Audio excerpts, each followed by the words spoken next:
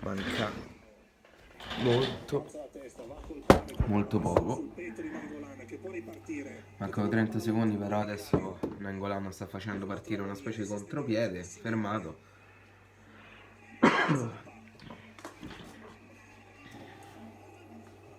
Mamma mia che capelliccio. Zappa, tienila lì Gabri, tienila lì, bravo. Bravo. Va benissimo. Mancano 10 secondi, dai. Dai, adesso capite perché io tiro i cazzotti? Non so se l'avete sentito.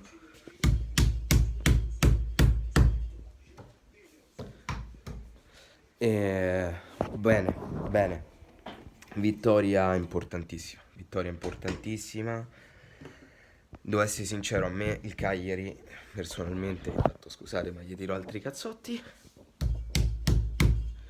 A me il Cagliari personalmente non è piaciuto, ma proprio per niente. Non ho visto atteggiamento, non ho visto voglia di vincere la partita, ma tutt'altro. Ho visto un Cagliari veramente troppo timoroso, un Cagliari che aveva paura a fare qualsiasi cosa, un Cagliari che era arrendevole, un Cagliari che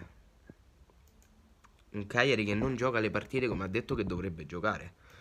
Perché io faccio sempre questo pensiero, io penso sempre a quello che ha detto il mister, ovvero che tutte le partite d'ora in poi sarebbero state una finale, e io prendo le sue parole con comunque una certa importanza, perché se tu mi dici che tutte le partite d'ora in poi saranno una finale, io mi aspetto che tu tutte le partite le giochi con quell'atteggiamento.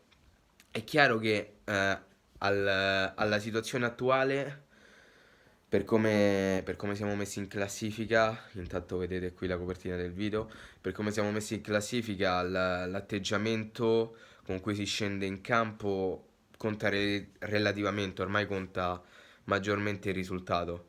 Però avrei preferito qualcosa in più, però l'importante è stato prendere i 3 punti. È stato prendere i 3 punti. Dispiace che il Torino abbia soltanto pareggiato, perché stava perdendo, ma ahimè poi ha pareggiato. Poi il Benevento pure ha pareggiato. Noi il nostro l'abbiamo fatto ed è quello che dobbiamo continuare a fare, sempre, partita dopo partita, a prescindere dall'avversario che troviamo contro. Tanto scusate, sto a fare un bordello. E niente, sono molto curioso di sapere voi cosa ne pensate, se credete soprattutto che la salvezza sia fattibile. Io la mia l'ho detto nella live di oggi pomeriggio, però staremo a vedere. Niente ragazzi, io vi mando un bacione, noi ci becchiamo in un prossimo video. Bella.